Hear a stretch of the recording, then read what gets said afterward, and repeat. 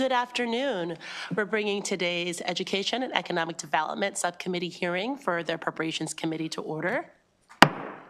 And before we begin, I want to let everyone know who's watching streaming that it's not only adults here today, but students from St. Mary's County are here, along with their school community and parents. So we want to say hello to them. And we're going to be talking about funding for education for young people. So it's very appropriate that we have our scholars here with us today, and we're really happy to have you viewing this budget hearing. And I hope that we can keep you awake with this exciting information that we'll be sharing.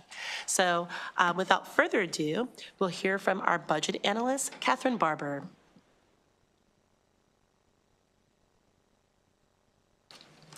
Thank you, Chair Smith.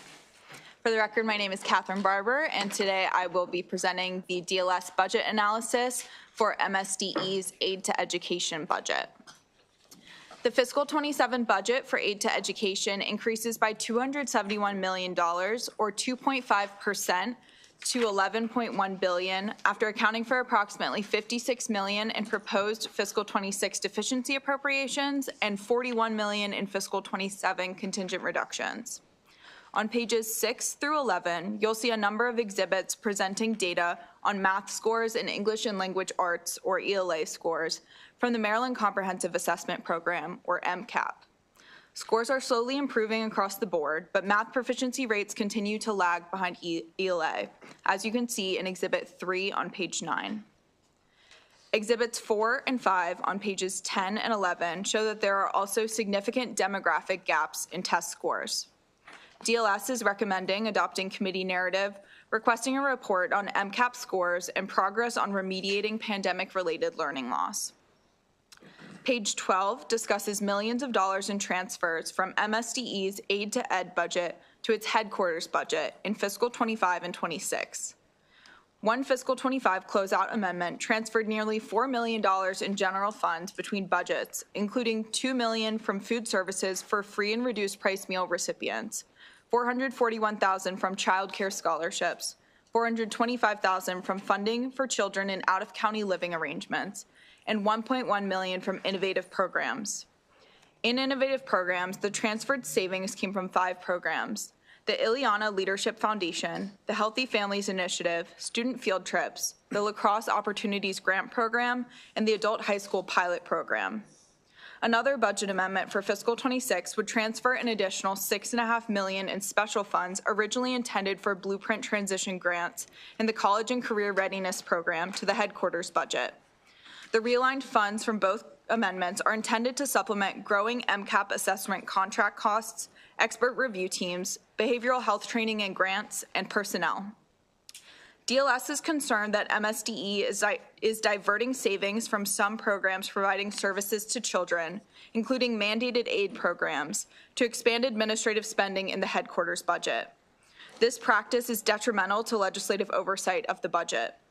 MSDE should comment on the use of realignments to address shortfalls in the headquarters budget. Additionally, given the underutilization of several innovative programs leading to these transfers, DLS recommends reducing the appropriations for the Healthy Families Initiative, the Adult High School Pilot Program, the Student Field Trip Fund, and the Leading Men Fellowship to a level consistent with prior years and actual spending. DLS also recommends deleting funds in the fiscal 27 budget for the Ileana Leadership Foundation, which is no longer in operation. Page 14 begins the discussion of the fiscal 27 budget and the BRFA, which includes 4 provisions impacting the Aid to Ed budget. First, there's a provision that would reduce the state share of annual employer pension contributions for members of the teachers' retirement system and the teachers' pension system employed by local school systems, community colleges, and libraries. The fiscal 27 budget includes a $36.2 million contingent reduction that would transfer half of the increase in the state's share of K-12 teacher retirement costs to local jurisdictions. Keeping consistent with recommendations made in the Aid to Community Colleges and Maryland State Library Agency budgets, DLS is recommending shifting 100% of the fiscal 27 increase in the state share of teacher retirement costs, or $72.4 million, to local jurisdictions. The second BRFA provision would repeal the requirement that $2 million in special funds from uninsured motorist penalty fees be distributed to the Driver Education Fund annually.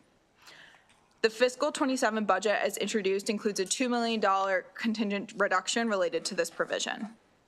The third provision eliminates the $40,000 mandate for the Lacrosse Opportunities Program, which received no applications in fiscal 25. The final provision prohibits the use of funds in fiscal 27 to provide rate increases for non-public placement providers above the rates in effect as of January 2026. The fiscal 27 budget as introduced includes a related $2.5 million general fund contingent reduction. Moving on to the rest of the budget, the fiscal 27 aid to ed allowance totals $11.1 billion, with general funds comprising $7.4 billion, or 67%.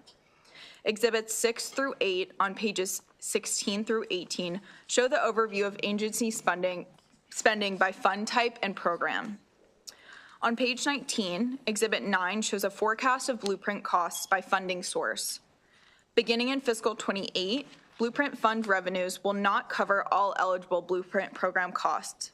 The forecast anticipates a $1.7 billion gap in fiscal 28, which would be covered with general funds. The need for general funds grows to $2.3 billion in fiscal 29 and is projected to reach $3.4 billion in fiscal 31. Exhibit 11 on page 21 shows the proposed changes to aid to ed programs in the allowance. The biggest increases occur in formula-funded programs, with the exception of compensatory education, which decreases by $40.4 million.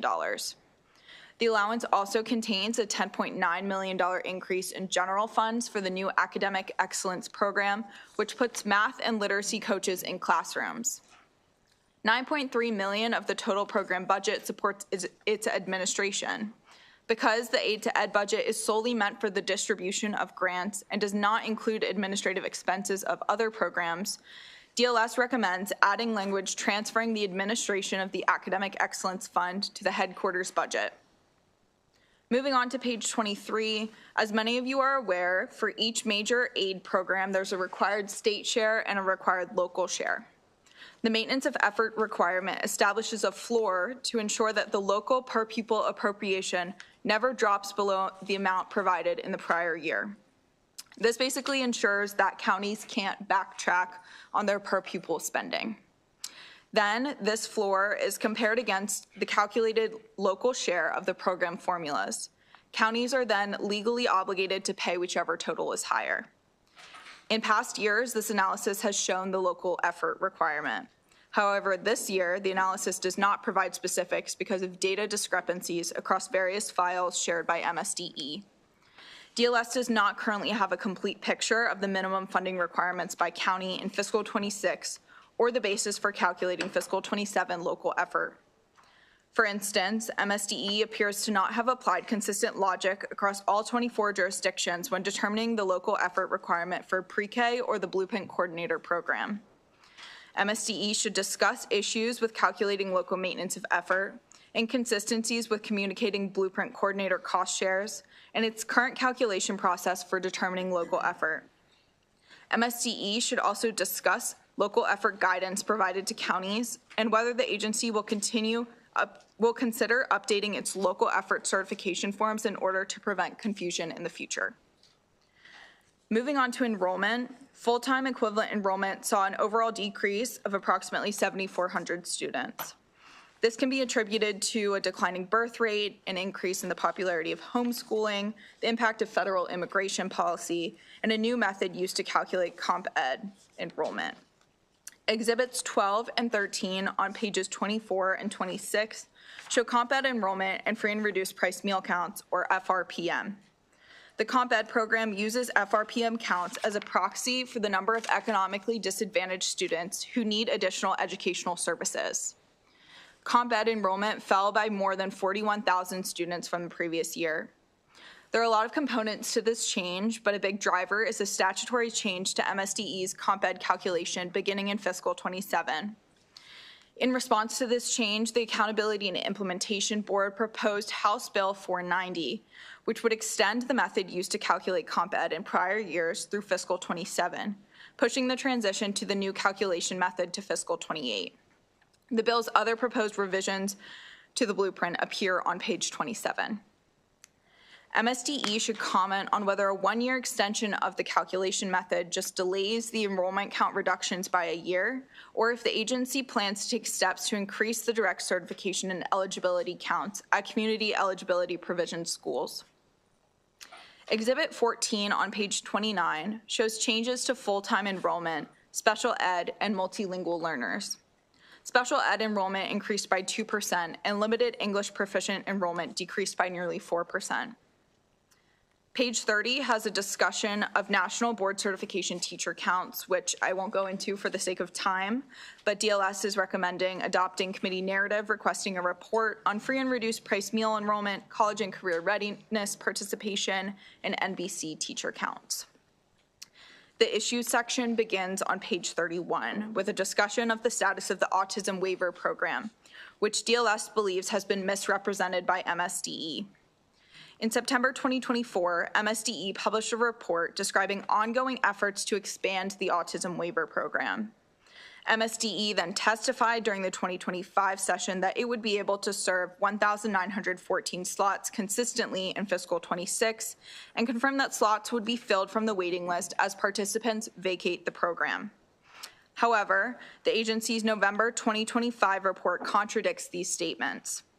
The report indicated that no invitations to apply for services have been sent since November 2023. Furthermore, MSDE reported that it has not been backfilling the slots of individuals who age out of the program. Utilized slots decreased from 1,934 in fiscal 25 to 1,784 in fiscal 26 and will continue to decrease through fiscal 29 to an estimated 1,369. Exhibit 16 on page 33 compares the enrollment projections in MSDE's 2024 and 2025 JCR submissions. MSDE stated that the enrollment freeze is due to increased program costs resulting from still in effect policies implemented during the pandemic. These policies expanded service access and relaxed the requirements for service providers, including allowing telehealth services and expanding billable hours for intensive individual support services from 25 to 40 hours a week. Family members also became eligible to receive payments for caretaking, which further increased costs. Exhibit 17 on page 34 shows total program costs from fiscal 23 to 27. Despite roughly $17.4 million in deficiency appropriations and transfers from the dedicated purpose account, fiscal 25 program costs still exceeded the amended budget by $16.9 million, but MSDE did not report this overspending to the Comptroller's office as required. MSDE should comment on why it did not report the shortfall at closeout and changes to processes to ensure shortfalls are properly reported moving forward. Between fiscal 25 and 26, total program costs increased by 5.2%, and cost per slot increased by 14.1%. The fiscal 27 allowance includes $62.1 million in general funds for the autism waiver program, which is a 10.7% decrease from the year prior after accounting for deficiency appropriations. Page 35 lists the cost containment measures being implemented or considered by MSDE. MSDE should comment on why it did not notify the General Assembly prior to November 2025 that enrollment was frozen and the agency was seeking to decrease slots and implement cost containment measures. MSDE should discuss how the agency determined its cost containment measures and outreach efforts to notify participants of these measures. In addition, DLS recommends adopting committee narrative requesting an update on this program, including a timeline for ending the enrollment freeze. Issue 2 begins on page 36 and discusses special ed enrollment growth. When the Kerwin Commission was developing the special ed funding formula, the Commission assumed that funding interventions in early childhood and early elementary school would lead to lower special education costs in the long run. This led to the expectation that, in the long term, special ed programs would primarily consist of students with more severe learning challenges. Therefore, per pupil funding for the formula would need to grow at a higher rate than other formulas, but the number of pupils would decline over time, lessening the impact of higher per pupil costs.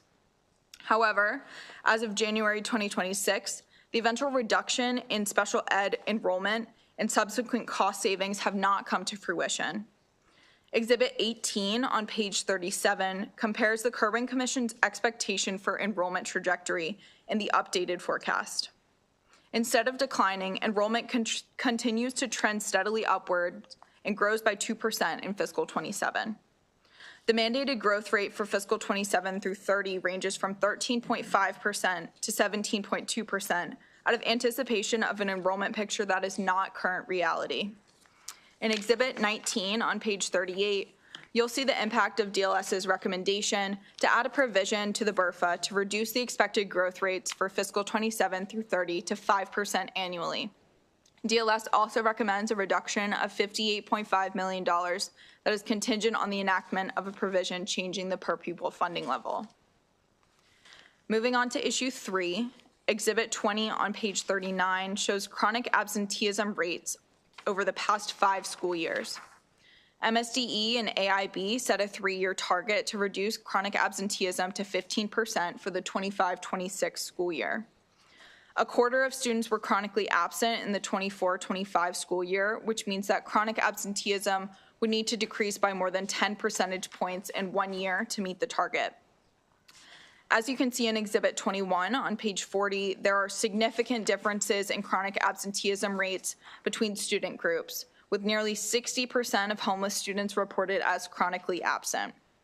The bold language on the next page asks MSDE to discuss efforts to reduce chronic absenteeism and initiatives geared toward the student groups with the highest rates. Finally, issue 4 highlights unspent federal stimulus funds. For some background, LEAs received nearly $3 billion in federal stimulus during the pandemic, which had staggered spending deadlines. These funds were used to address learning loss and improve school health. Exhibits 22 and 23 on pages 42 and 43 show allocations and expenditures by county. As of December 2025, LEAs have spent 97.7% of the $2.72 billion in elementary and secondary school emergency relief funds, the last of which expire at the end of March 2026. Additionally, LEAs have spent 98.2% of the $265 million in Relief Act allocations. DLS would like to note that Montgomery County was the only LEA to not submit the required report on federal stimulus fund expenditures, so the analysis uses the county's data from the 2024 JCR. DLS recommends adding language restricting $50,000 in general funds for Montgomery County Public Schools until the late reports are submitted. DLS also recommends committee narrative requiring all jurisdictions with remaining balances to submit a final closeout report on federal stimulus expenditures. Recommended actions appear on pages 44 through 50, and there are 2 updates on page 51 about college and career readiness and education support professionals. That is it for me, and I'm happy to answer any questions. Thank you so much. And I neglected to announce that my boss is here, the chair of appropriations, Ben Barnes, and the former subcommittee chair. And so I had to give you your due. Thank you. Are there any questions for our analysts today? Seeing none, happy to hear from the agency.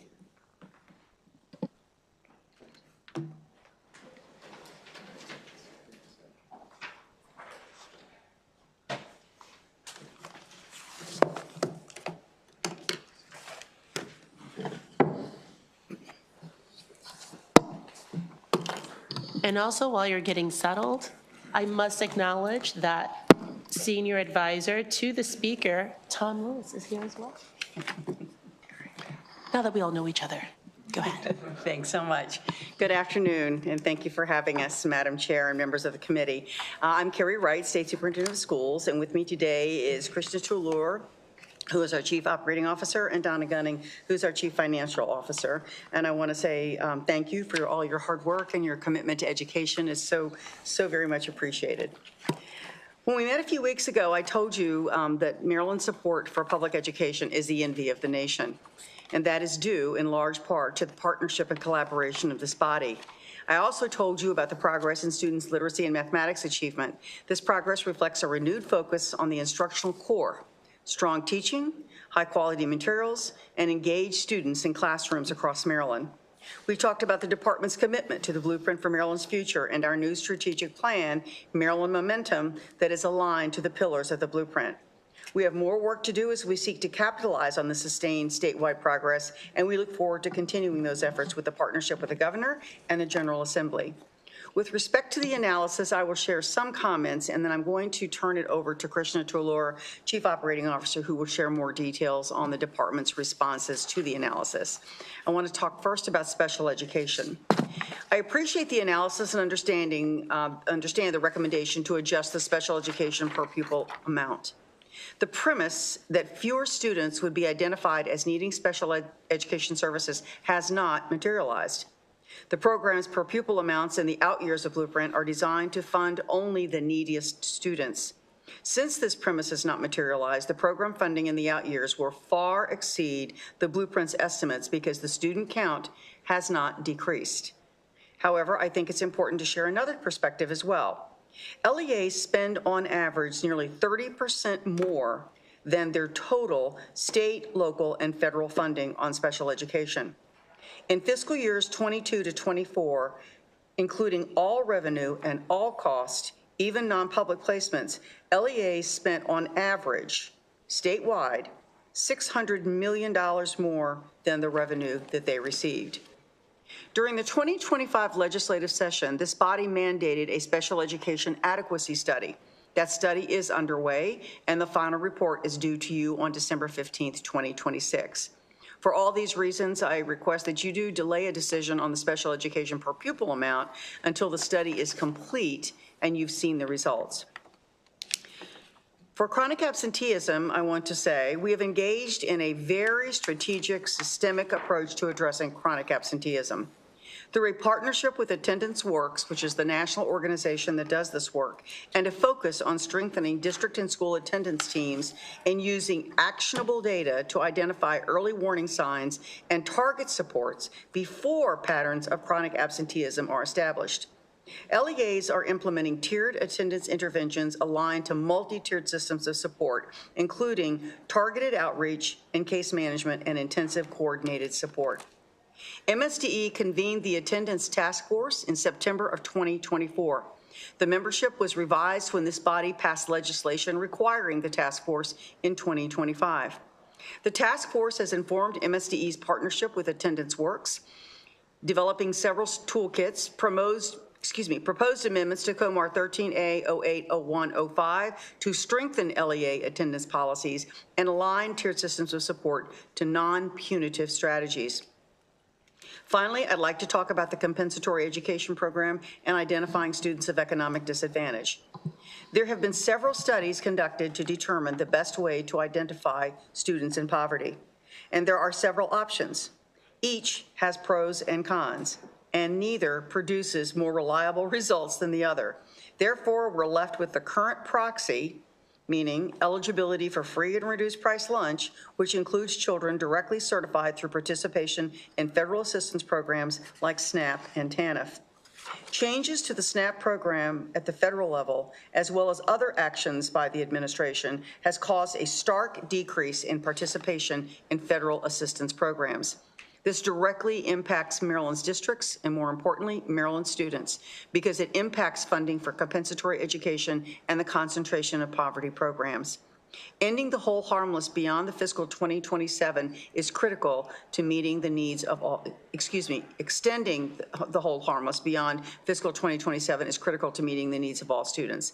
I appreciate the opportunity to share our progress. I want to thank you for your commitment, and I'm going to turn this over now to Krishna Tulur for additional details. Thank you, Superintendent. Good afternoon, Madam Chair, committee members. For the record, Krishna Tulur, Chief Operating Officer at MSDE. I'll share a summary of MSDE's response to the analysis. Regarding DLS observation on transfers from aid to education to the headquarters, MSDE would like to clarify that the realignments from the aid to education budget to the headquarters working budget amendments are necessary due to the administrative nature of the activities. These are not the grant programs. MSDE believes these programs were incorrectly located in the aid to education budget. This rationale is similar to the analysis recommendation that requires a general fund appropriation for the administration of the Academic Excellence Fund to be transferred to the MSDE headquarters, which MSDE concurs with that recommendation. Regarding autism waiver, MSDE has worked with the DBM and Governor's Office to identify cost containment measures. The program's costs have increased on an average 25% between fiscal 2021 and 25. This is a result of pandemic-related changes in policy and practice through the autism waiver managed by the Department of Health with the Federal Centers for Medicaid and Medicare. These changes included revised provider qualification requirements and making telehealth an allowable service delivery model. These two changes enabled waiver participants to access more services sooner and more often than would have been available pre-pandemic. MSDE is working through a list of program changes that can be implemented quickly without a negative impact to waiver participation. These include requiring a level of care plan, which requires assessment, linked to an individual's plan of care, and requiring service providers to clock in and out. Other cost savings measures require amendments to the autism waiver through Centers for Medicaid and Medicare. Regarding the maintenance of effort, the issues with the maintenance of effort calculations are in the process of being resolved. The blueprint coordinators are now included in the required local share, and reconciling the local share of private pre-kindergarten programs paid by the counties has been shared with DLS and analysts, and it will be shared with MACO and PZAM once finalized. Recommended reductions. MSDE concurs with the reduction to the Yelena Leadership Foundation, and respectfully disagrees with the remaining program reductions.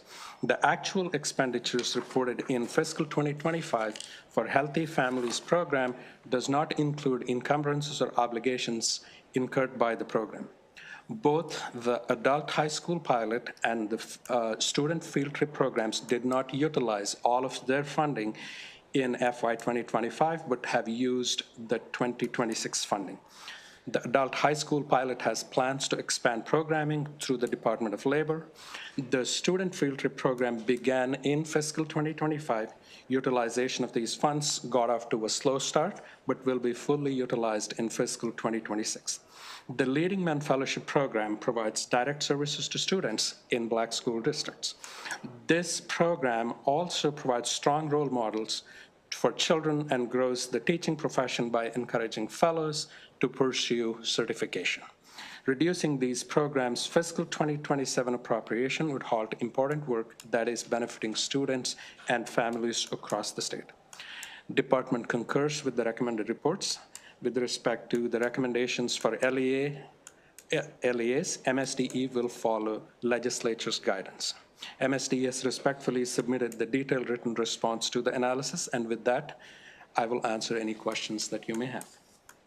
Thank you. Are there any questions? Delegate Forbes.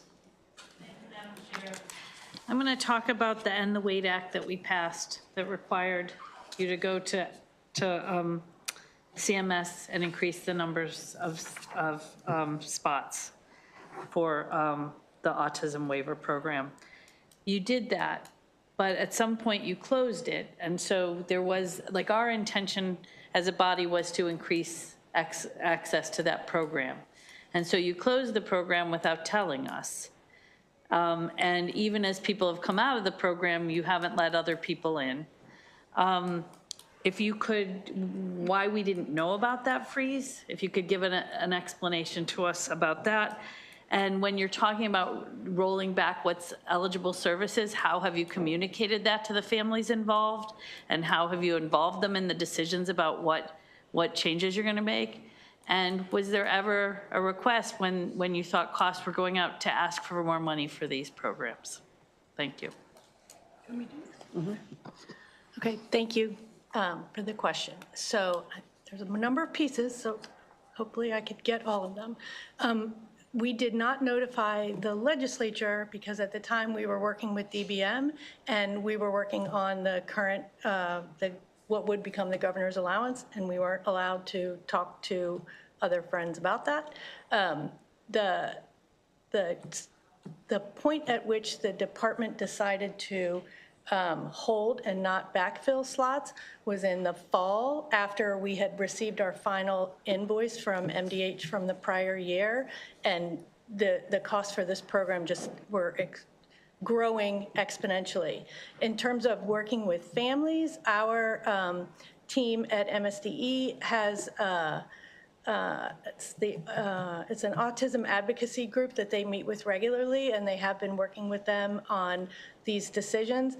I do want to correct one point, that we're not rolling back services to participants. What we're doing is getting a level of care or a needs assessment completed, and then the plan of care for that individual is linked to that needs assessment. That had not been done, and that will help more clearly define services that are needed by individual participants. Lastly, okay, I forgot the last part of your question. And I'm sorry I piled them all on, because That's okay. I was very upset by what I read in this analysis. But it said, the agency stated that no invitations to apply for services have been sent since November of 2023. Like, That's not, it's November of 2024. but still, we didn't know about it in last year's budget hearing when you came before us. Okay. We weren't made aware of it. Thank you. Vice Chair Wolick. Thank you, Madam Chair. Actually, to follow up on Delegate Forbes, well, first, thank you for your presentation, and pleasure to have you here. I wanted to follow up specifically on the question that was just posed. Since the program has been not adding new students, what is that demand look like? How many people are, for the record, if you can state how many people are on the wait list right now? We'll have to get back to you with that information. I don't have that in front of me. Oh, okay, thank you. We'll look for that. Okay. I also have a question related to this program. There are many students with autism who graduate before they're 21. Are they getting life skills courses, to your knowledge? After they graduate or No, before? while they're in school. So if they're on the diploma track, are they able to access courses that are life skills? That's really, it's a good question. It's a decision that an IEP team makes. So when the parents are at the table, when these decisions are made, it's usually a school-based team of special education teachers and administrator, the parents, the service providers that provide the services to the child. And then together, that team makes a decision about what goes on an IEP or an individualized education plan. And so that's where that decision would be made, because not all children, obviously autism runs a spectrum, and so some children may need those life skills classes and others may not. So I think that we leave those decisions to school-based teams. Thank you. There's some interest in my constituency about this, so we may be following up Sure. with the request for more information on that. Absolutely. Thank you. Delegate Tolles. Thank you so much, Madam Chair. Thank you for being here and for your presentation. I do share the sentiments of Delegate Forbes in terms of the autism program, so I definitely would like for us to improve in that area. Sorry, I pull up my questions. I'm looking at two screens. I'm trying to impress the chair. I'm looking at your testimony, the boss chair, not the subcommittee chair. That'll press her too. But so I'm looking at your testimony, and I'm also looking at some questions that I had. And so it looks like on page 12, I believe, let me go back to my quote. You talk about student field trips, and there was $125,000 not spent. And then in your testimony, you indicate that you want to reduce the student field trips fund, general funds to the level of actual expenditures that local education agencies requested reimbursement for $376,000 in FY25. And so we've had some wonderful, agencies come in from the Baltimore Museum and other state agencies that we work closely with to create educational cultural awareness for our students. If you have money left over, how come you're not increasing the opportunities for that cultural awareness for students instead of giving it back or reducing the money? So, And if you Madam- could I'm bring sorry. the mic from. Closer to the mic.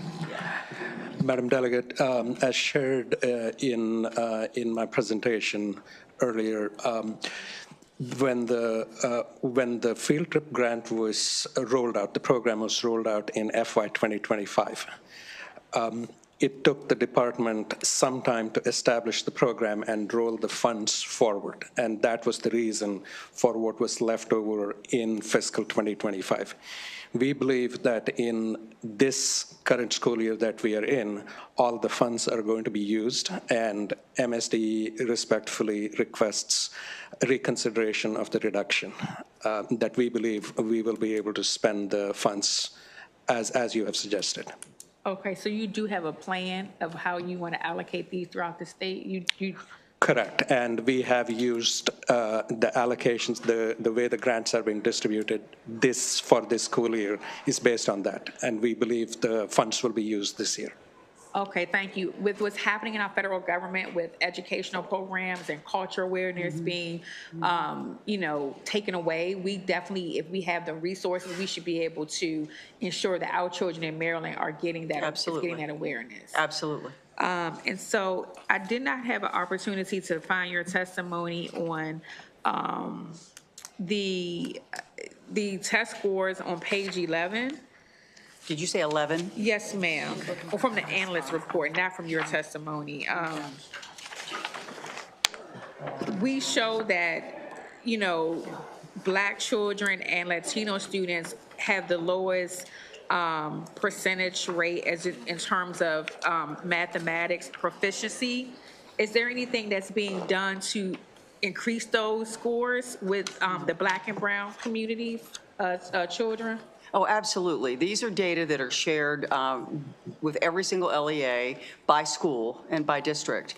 And so they are also publicly put out so that people are aware of what is exactly the status of student achievement in Maryland. Math has been an issue for several years. I think part of what we're doing is also we are revising our assessment system. When I first got here in fall of 23, one of the first things that I heard from superintendents and principals is that there was a concern that the actual assessment wasn't really measuring what they felt was happening in the districts. And so rather than just going on a feeling, I assembled a task force, assessment and accountability task force to take a look at that. Very broad-based group of people that were looking at that very issue. We did find some errors in the math assessment itself. We knew that our vendor for our current math assessment was expiring in December of 26, so we have put out an RFP for a new assessment, and NCS Pearson just won that vendor award, so we are now working with them to develop a brand new assessment that's also more aligned with our standards. In addition to that, we have increased the amount of professional learning for our teachers around the area of mathematics. We have come up with a brand new math policy that's pre-K through grade 12 and revising some of our math pathways as well. Okay. So we're taking a multi-pronged approach to including, and it's not just in mathematics, we're doing the same identical thing for literacy as well.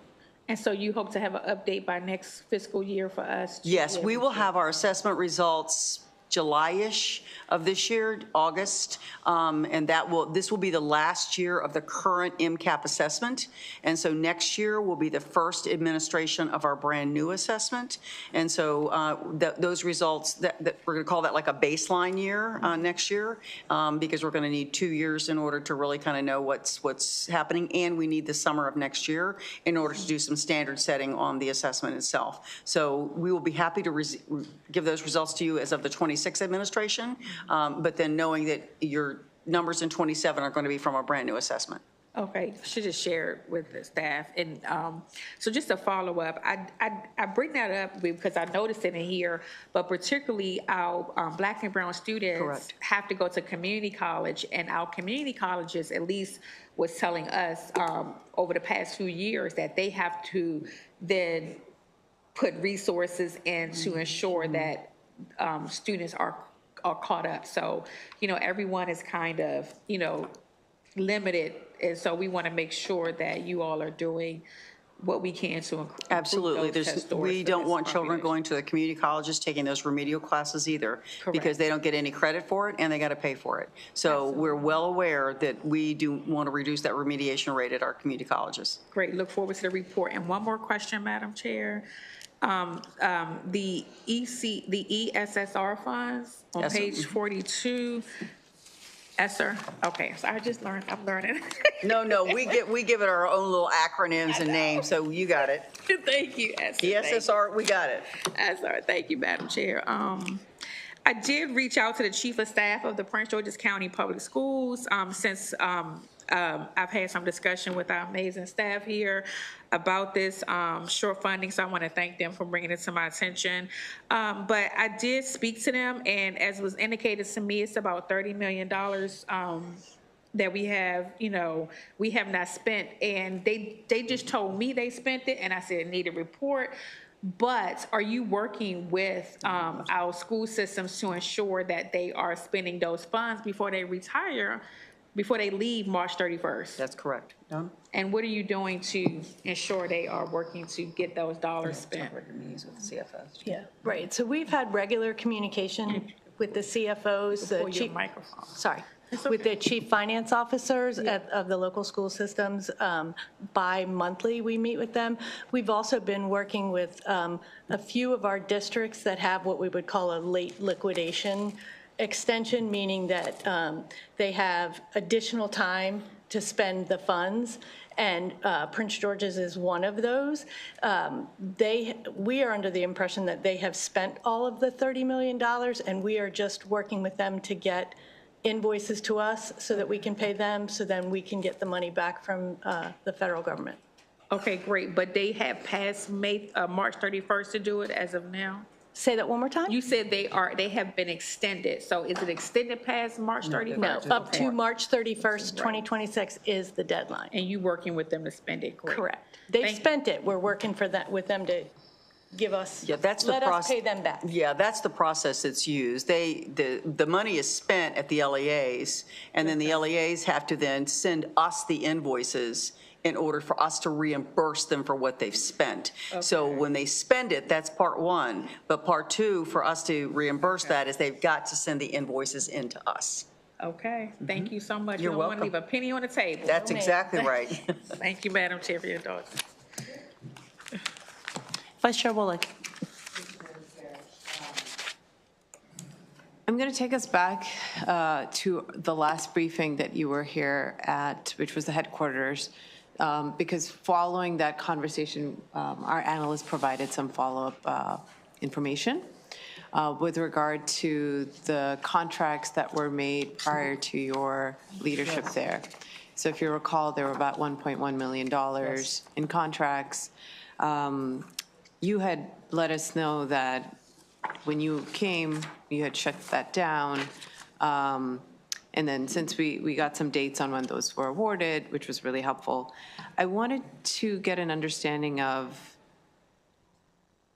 the sort of checks and balances that have been put in place. Yes.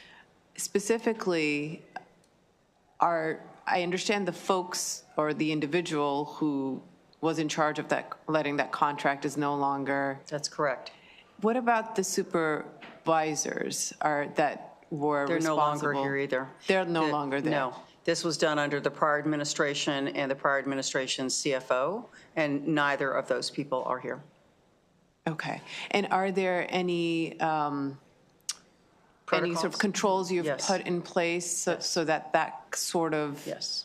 doesn't happen? Absolutely. In fact, we've just been discussing this yet again because I've made it very clear to the leadership team that we have to be following the law, meaning when an RFP is warranted, an RFP is warranted. When a grant is supposed to be given, then there's rules around giving out grants. And so there's been some past practices that we've had to change, and also making sure that any of these large contracts require my signature from now on, even though that may not have been the case.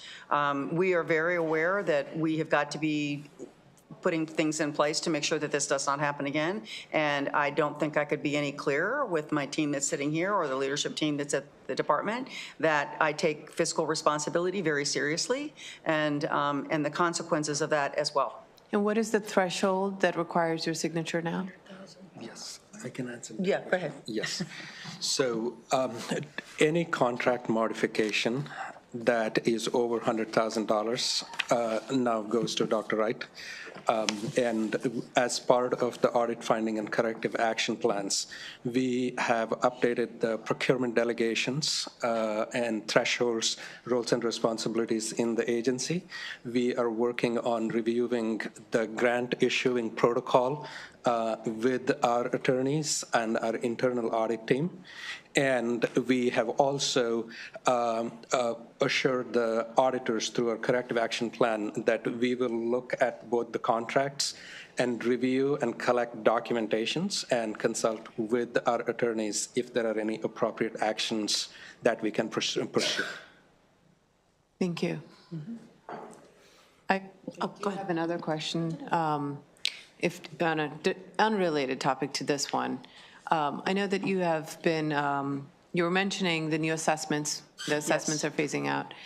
I guess my concern is that if we're switching assessments, it's hard to track what the baseline and the benchmarks are, right? Because if you're going to a different vendor, a different assessment, how do we make sure that there's a benchmark in place even as we're shifting the assessments?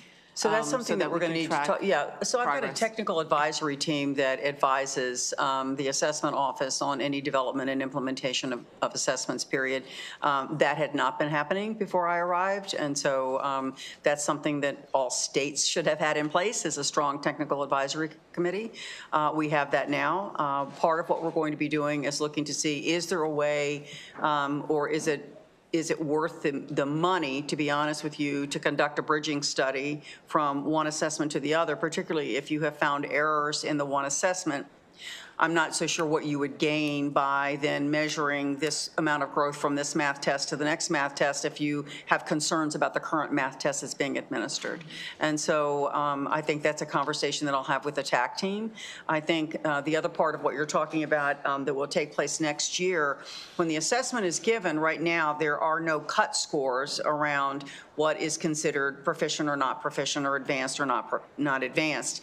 What you have to do is administer the test for the entire year in order to have an in count of test takers high enough then to do what's called standard setting. And that's when you bring a group of teachers in. So if it's a third grade reading test, you bring a group of third grade reading teachers in, and the TAC, members of the TAC, guide them through this process to help understand where should we set this cut score for proficient or where should we not. And that's a 3-day, 4-day process that usually takes place, but you've got a group of 4th grade teachers and 5th grade teachers and 6th grade. So all of that's taking place next summer. And then what we will do is once we identify where those cut scores are going to be, we will rerun the data so that districts will now know how many of their children scored at each of those levels. Because when they first administer the test, they'll have the results back, but the results aren't going to mean anything because they're not going to have the cut scores yet. But once they get the cut scores, we'll rerun that data and make sure that they have that data so that they know how many of their children are actually proficient or not. Okay, It's a pretty involved process, but it's research-based. thank you.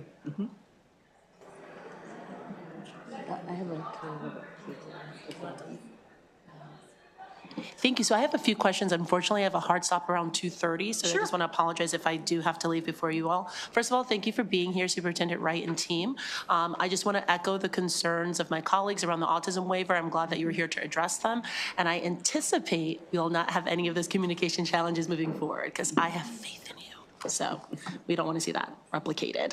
But I do have a couple of questions, particularly around the National Board Certification teacher counts. I mean, one of the great premises around the blueprint was ensuring we had the most highly qualified teachers, particularly supporting our most vulnerable learners. And this is the hill I'm willing to die on, but at the time I said, I'm not certain that this is necessarily going to establish that someone is a great teacher simply because they have this cert. And it also is concerning that only 13.9% of those teachers that have the certification are even teaching in an underperforming or low-performing school. So in many ways, people are getting more money to teach our least vulnerable learners and most advantaged learners. And so I don't think that's what people wanted the outcome to be, but I am supportive of the DLS recommendation around committee narrative. But I just wanted to add to it that you and I have both talked about the need to better support novice and emerging teachers. And so I would also like to see, in addition to what's stated here, is for the committee narrative to be expanded to look at the teacher retention rates also across those schools, because we not only want people to be accumulating certifications, we also want them to be persisting and helping their students to achieve and to continue to serve in the profession. And so I just want to see the intersections between all of that. Another thing I wanted to lift up is thank you for the continued work on chronic absenteeism. Of course, we worked together on the legislation to codify the task force. I definitely think that the dashboard, while really great, most people probably still aren't as aware of it as they could be. So I would just submit that your government affairs staff be even more deliberate in ensuring that all of our colleagues, not just those that are here on this committee, are aware of that information that's real time about who's coming to school in our districts. Because even for those who are not deeply into the policy of education, we all agree you won't get education if you're not at the school. You gotta be in school to learn, right. We just want to support that work in any way possible. Thank you. We've seen some modest improvements, which I think are to be recognized, but we still have a way to go. We do. The last thing I wanted to lift up before I get back to my good friend, the vice chair, is that just as she was mentioning the assessment tools and, the different things. Before we get to assessments, we also have to have the approved curriculum, the updates that you've made for the literacy curriculum. And I think, is it still in process for math, or was that recently finalized? No, all standards, They've finally been all updated? ELA, math, science, social studies, health and PE. I think there may be fine arts is the last one that we may have to do, but all of them have been Because last year updated. was a busy year. I couldn't remember which one. Last year was a very busy year. It was Yes, a lot. It was, yes. But in addition to approving the curriculums, of course, you have to have high-quality instruction materials that Correct. are also compatible. So just like you're accessing technical assistance for the assessment piece, could you discuss kind of like what type of technical tools or advisement do you receive related to how you identify the high-quality instruction materials that you want to utilize for the curriculums that you approve? Because it seems that some states have a more centralized way of supporting LEAs and assessing the value of some of those HQIMs, but I don't know exactly what we're doing here and if there's a need to improve what we're doing here. We're more than happy to get you that information, because we've got a whole process in place that we're doing to make sure that we're giving the list that we're giving our districts that we have vetted in terms of their high quality, but also more importantly, giving them the protocols and tools that they need to be able to evaluate their own materials to see if they meet those criteria. But we can get that to you. Thank you. You're welcome. Vice Chair Wilk, do you have any additional questions? Yes, thank you. Thank you, Chair. Actually, a follow-up is something that you just raised around truancy. I'm curious about I know we talk a lot about students, as we should, who are not in school and through the efforts to try to get them back. I'm also concerned about the students that remain in school and sort of the impacts that they have by not having their peers in the classroom, and how that affects their learning. Is there any information on that, or that you look at? And I mean, I've been an educator myself. Oftentimes I had group projects, right? And you can't do those if your peers aren't in class with you. How does it impact the kids who are there as well? So I want to have a more holistic picture of that. I don't know that I've got that to give you, to be honest with you. The best that I could probably give you is after talking to superintendents or principals would be something anecdotal. I've got a principals committee, advisory committee, a teachers advisory committee. I could certainly pose that to them the next time that I meet with them to say, what are they noticing? But we don't have any hard and fast data on that. But I could provide you what I can from the people that are boots on the ground there. Yeah, no, I appreciate that. I appreciate you sharing that and just putting it on, the radar for consideration as we look at trying to solve this issue. Sure. The other question I wanted to get to is the per pupil spending for students with special needs. There was a lot there, both in terms of what you spoke to and what our analysts presented. The thing that I'm trying to wrap my head around is how are we figuring out what the need is? I know there's a spectrum, right? So there's Correct. students who are higher need and those that are, have less needs. So one, how are you, assessing that? And then what is the dollar amount, sort of the scale of that? Because right now it seems like there's a number, but how does that number change per pupil spend on the spectrum of need? Yeah, good question, and not one that's really easy to answer. Two things. I think that's what the adequacy study that's underway, I think that's one of the things that they're going to be looking at, because having supervised special ed for 10 years of my career, the needs vary. And so you may have a student that only needs 3 hours of specialized services per week, and you may have another one that needs 24 hours of services per week. And so you can obviously see one is going to cost a lot more than the other. If I'm in a general ed class most of the day, the cost isn't going to be as much as if I'm in a self-contained class a good part of the day. So I think what the special ed adequacy study is trying to do is to look at the field of students that we have here in Maryland, and we can identify them because we've got that in our online system, by disability, by age, by levels of service, where they're placed, are they, what environment that they're placed in, and that's really what I think the study's going to do, because that's one of the reasons that in my remarks I said you might want to hold off on changing that until that study comes into you this year, so that you have an idea, a more informed idea. I do think that the premise by which this was built into the blueprint, and I've expressed this to AIB, so it's not anything I'm not expressing to anybody else. I'm not sure that was the right premise, because in all my years of education, I have never seen special education decline to the rate that they were looking for it to decline. I've seen it hover, which is pretty much what it does. You'll simply go between like 10 to 12 to 13% of the population, pretty much. That's kind of like the national average. But the idea that we were going to, even though I strongly support everything around early childhood in Pillar 1, don't misunderstand me, if we could get all kids in a high quality pre-K program, we would have far less issues with children throughout the school year.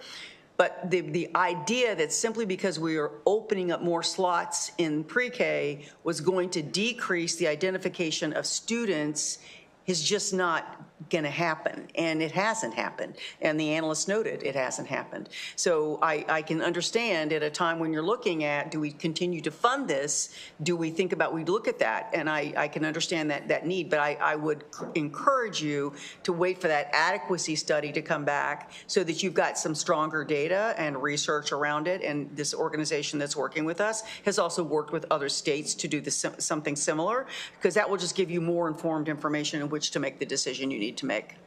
So then I would appreciate that. I would just ask that as you're doing the study, that you look at per pupil spending by need. They are. That's on the RFP. Yep. And then we get That's that. in their scope of work. That's already Okay. in their scope of work. Yep. Absolutely. Thank you. That's actually a question I did have. I'm glad that you raised that. So one of the things that, I'll get more details. I came here basically as the Kerwin Commission's work was done. So to me, this just doesn't even seem to make sense just looking at this paragraph, because if we're looking at the top performing countries, they tend to have more socialized medicine. The quality of life overall is higher. It wasn't just simply that kids were getting early learning opportunities. They weren't hungry. They had a house, things like that make her life easier. And so in many ways, our concentration of poverty grants are literally that, trying to make up for the fact that so many young people do not have their basic needs met so that they can learn at the best level. So I'm having this conversation with you, even though I know you understand what I'm saying, but just for the public record, and many of us who are aware of Department of Defense schools, students of all races perform fairly similarly. In some instances, Black students are even outperforming white students. But at a Department of Defense school, everyone has a place to live. At least one of your parents is employed.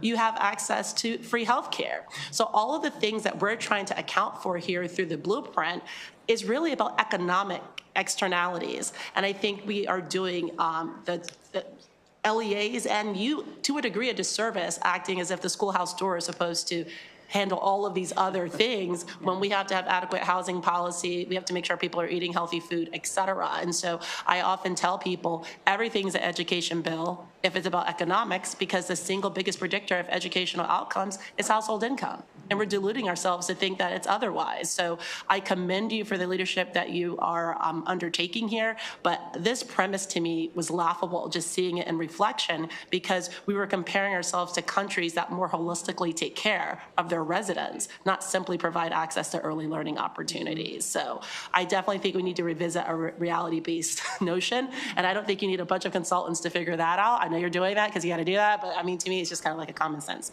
notion. Are there, Delegate Forbes? Thank you, Madam Chair, and thank you again for the conversation we're having this afternoon. I really appreciate your willingness to share your perspective on the analysis. We take our legislative oversight really seriously, and the transfers, diverting money from some programs to the headquarters without us knowing about it, and over 2 years it happening, and it's there's substantial amounts of money. Can you give us a better explanation than in the written explanation for that?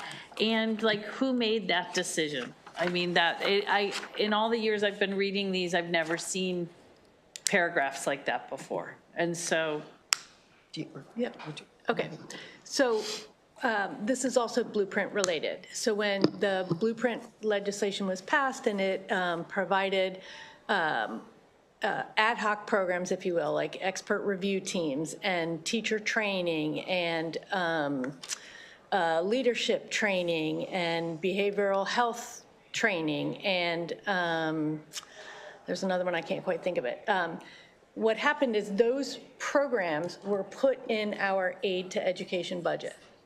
The reality is those programs are not spent like aid to education programs are. They're using a consultant or a vendor to help develop training or things like that, which should be paid out of our headquarters budget, not out of our aid to education budget. And so what that transfer is simply moving them from the aid budget to the headquarters budget so that they can be spent the way they're supposed to. If they're in the aid budget, if you're using a grant and you're giving it out to either an LEA or a nonprofit. If you're using those funds in any other way, they should be in our headquarters budget. And that's why those were moved. I'm not sure the transparency piece, we're going to look into that internally to make sure that that's happening. These were all done through the budget amendment process. So, but we're going to look into that as well. Thank you. If I may follow up just one more point. But some of these things were specifically, like the high school adult pilot program that didn't receive enough applicants. It had a full $750,000 budget. There were $250,000 on, but that money was moved. And so into another purpose, or this lacrosse opportunities grant program that had a budget of $40,000, that money was moved to headquarters. Like, if they weren't being used it wasn't used for that purpose in the headquarters budget. So I'm just trying to understand where how the system came into play and what we're going to do so it won't happen in the future. Can we get back to you on that? Yeah. I now understand exactly. Yeah. Your last statement helped clarify for me, Yes. so thank you. Thank you. I appreciate it. I look forward to that. Thank you very much. Yep. Oh, absolutely, of course. Should I just send it to you, Madam Chair? It'll be in the follow-up form. Okay, Fine. okay. Thank you. Vice Chair Bullock, sorry. Thank you, Madam Chair. I wanted to go back to the autism waiver. I think, all of us have constituents who are in the program, affected by the program. I wanted to understand the cost containment measures, and specifically how you might have engaged with community to come to those. Of course, families, parents, caregivers are going to be impacted. So I know you spoke to engaging with DBM and potentially other partners to come up with these solutions. But I do want to just put on your radar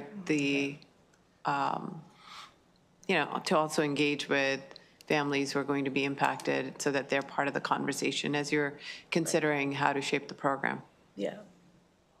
We can get you that information. We do have it's an advocacy group. I'm not sure what the formal name of it is, but I know that our team is working with them on designing the needs assessment, that level of care piece.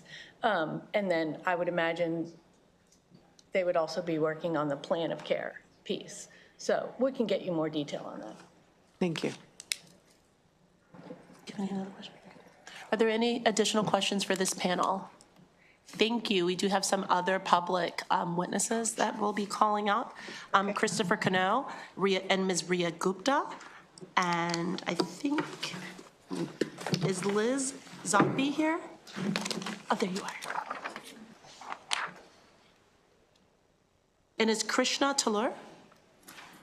Oh, that's you, sorry. Okay, I'm good.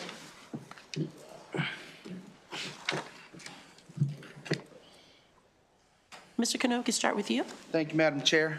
Christopher Cano, Director of Political and Legislative Affairs for SEIU Local 500, which represents over 23,000 workers in the state of Maryland, including several thousand educational support professionals in Montgomery County Public Schools.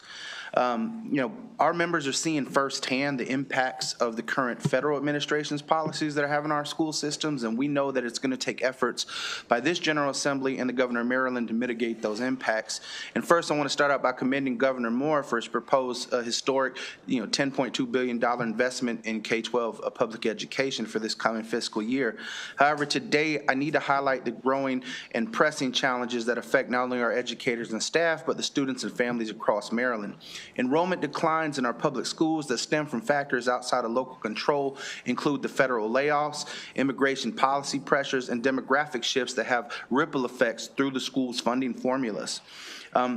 The enrollment trends that we're seeing, the statistics and drops that we have direct consequences for school budgets, and Maryland school funding formulas that tie state aid to full-time enrollment counts and other student metrics are going to cause some serious issues. So, I want to make sure that you all understand that hold harmless protections matter greatly.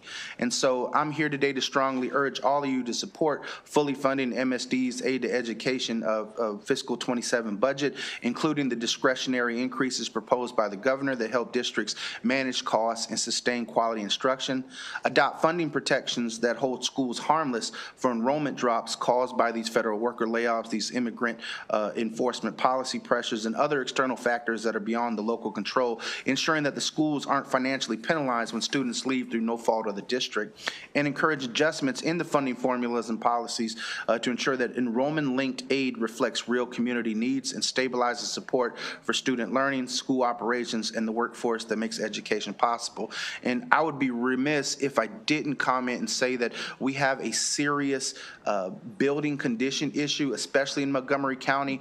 There are numerous buildings and facilities that are in disrepair, and the capital budget just isn't going to cover what it needs. I mean, I have members that are telling me, hey, we're getting $10,000 a year for budget, but we got $300,000 worth of repairs on equipment.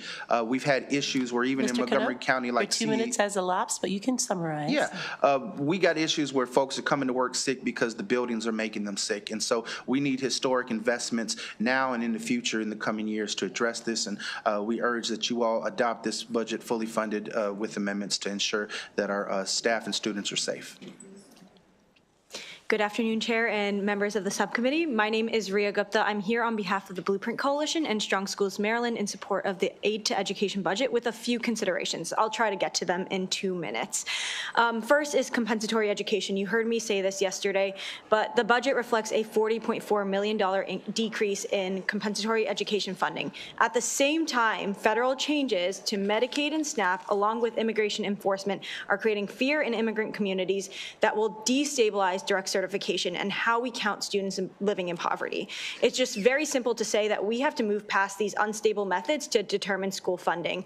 We, of course, support extending the current greater of methodology in the short term, but to be clear, that is very much the floor. We need a more stable, transparent methodology that is resilient to federal policy shifts.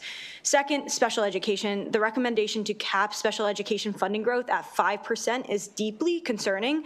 Enrollment has not declined decline like previously assumed, but need and costs are rising. And districts are already supplementing special education services with other funds just to meet legal obligations. We also have, as the superintendent mentioned, the Students with Disabilities cost study underway. Cutting growth and before that analysis is complete is just premature and undermines the purpose of the blueprint. Students with disabilities continue to face some of the largest proficiency and attendance gaps in the state, and this is a very important moment not to flatten investment. And then third, quick note on Tier 1 pre-kindergarten, because I will not be at tomorrow's early childhood hearing. Kindergarten readiness assessment data shows persistent gaps for students with disabilities and multilingual learners, allowing the expansion of Tier 1 eligibility to sunset this fiscal year would pull back support for more than 2,000 students who are already behind.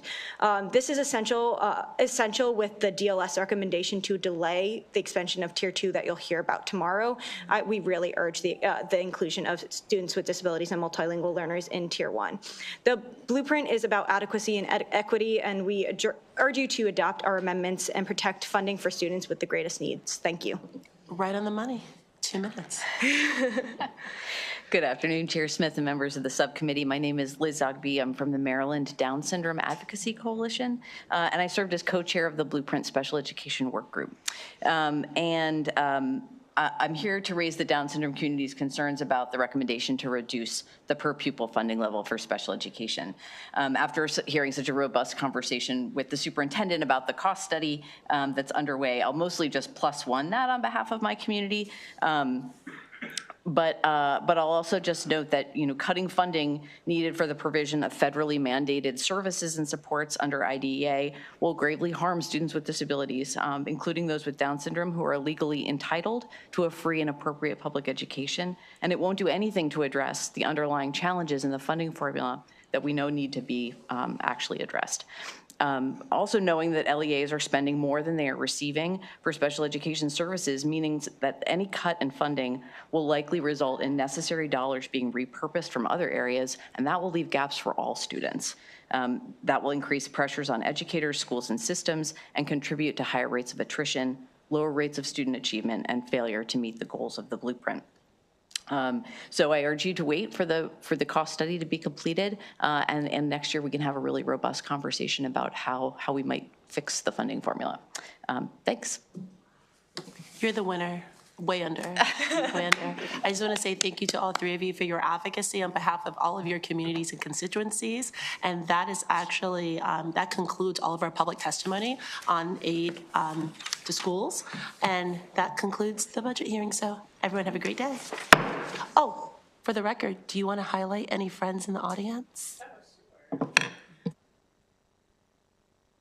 Thank you so much. Look at the chair, wanted to make sure I highlight, she's a member of another Divine Eye organization, and they had their day last week, so she does understand the importance of shouting out my sisters.